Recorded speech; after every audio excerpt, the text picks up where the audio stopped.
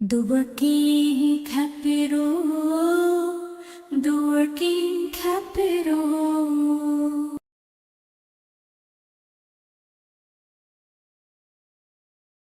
നമസ്കാരം.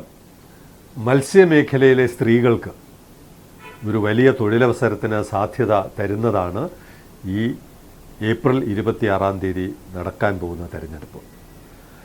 എന്നെ ശ്രമിക്കുന്ന എൻ്റെ മത്സ്യമേഖലയിലെ സ്ത്രീകളും അല്ലാതുള്ള പൊതുജനവും നമുക്കൊരു വലിയ തൊഴിലവസരം ഇവിടെ സൃഷ്ടിക്കാൻ പറ്റും. പ്രത്യേകിച്ച് ഇവിടെ പാർക്കുകളോ ഗവൺമെൻറ്റിൻ്റെ നിക്ഷേപമോ ഒന്നുപോലും വരണമെന്നില്ല.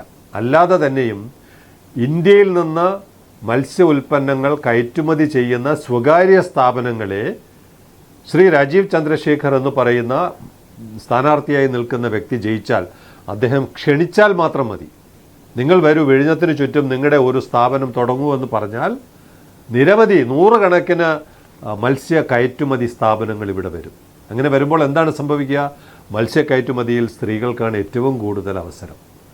സ്ഥിരമായ ജോലി അവർക്ക് ലഭിക്കാൻ പറ്റുന്ന തരത്തിൽ ഈ പ്രോസസ്സിംഗ് സെൻറ്ററുകൾ നമ്മുടെ നഗരത്തിലും നമ്മുടെ ഗ്രാമങ്ങളിലുമൊക്കെ ഈ സ്ഥാപനങ്ങൾ തുടങ്ങും. അതിന് പുറമെ കേന്ദ്ര ഗവൺമെൻറ്റിൻ്റെ പ്രത്യേക ഫണ്ട് ഉപയോഗപ്പെടുത്തിക്കൊണ്ട് മറൈൻ പാർക്കുകൾ നമുക്ക് സ്ഥാപിക്കാൻ പറ്റും. എന്താണ് കാരണം? മത്സ്യം എന്ന് പറയുന്നത് പെട്ടെന്ന് കേടാകുന്ന ഒരു വസ്തുവാണ്. അതുകൊണ്ട് തന്നെ ഒരു കപ്പലിൽ കയറ്റിയാൽ വളരെ പെട്ടെന്ന് അത് എൻ മാർക്കറ്റിലെത്തണം.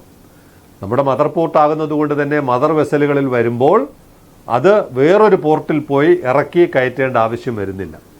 ഇപ്പോൾ ഞാനൊരു കപ്പൽ ട്രാക്ക് ചെയ്തുകൊണ്ടിരിക്കുകയാണ്. 9-ാം തീയതി ഹമ്പൻടോട്ടയിൽ 500 കണ്ടെയ്നർ ഇറക്കി വെച്ച ഈ കണ്ടെയ്നർ ഇന്ന് തീയതി 15 ഇതുവരെ എടുത്തിട്ടില്ല.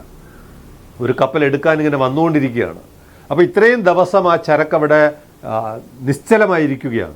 അങ്ങനെ ഈ മത്സ്യവും നിശ്ചലമായി ഇരുന്നു കഴിഞ്ഞാൽ വ്യാപാരികൾക്ക് പണം കിട്ടത്തില്ല, കച്ചവടം പൂർത്തിയാവുന്നില്ല, ചിലപ്പോൾ ഈ സാധനം കേടായി പോകാനും സാധ്യതയുണ്ട്. അതുകൊണ്ട് വിഴിഞ്ഞത്തിന് ചുറ്റും ധാരാളം സ്ഥാപനങ്ങളും മറൈൻ പാർക്കുകളും വരാനുള്ള വലിയ അനുകൂലമായ ഒരു സാഹചര്യം നമ്മുടെ മുമ്പിൽ രൂപപ്പെടുകയാണ്. പക്ഷെ അതിനൊരു പൊളിറ്റിക്കൽ ലീഡർഷിപ്പ് വേണം. ഒരു രാഷ്ട്രീയ നേതൃത്വമുണ്ടെങ്കിലേ വ്യവസായികൾക്കൊരു ധൈര്യം വരികയുള്ളൂ കേരളം പോലെ ഒരു പ്രദേശത്ത് വന്ന് നിക്ഷേപം നടത്തുവാൻ. അതിന് ഏറ്റവും അനുയോജ്യനായ വ്യക്തിയാണ് ശ്രീ രാജീവ് ചന്ദ്രശേഖർ.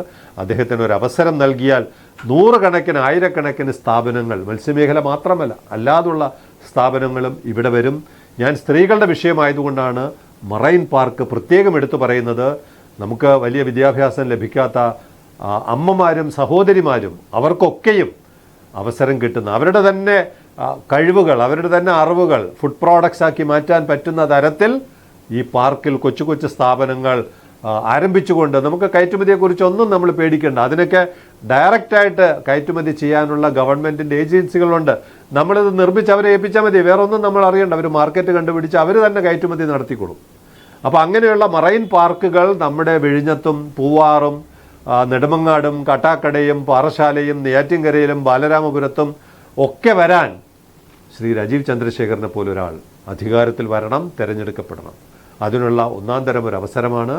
നഷ്ടപ്പെട്ടാൽ നഷ്ടം തലസ്ഥാനത്തിനും നമുക്ക് ഓരോരുത്തർക്കുമാണ്. അത് പ്രത്യേകം തിരിച്ചറിയുക.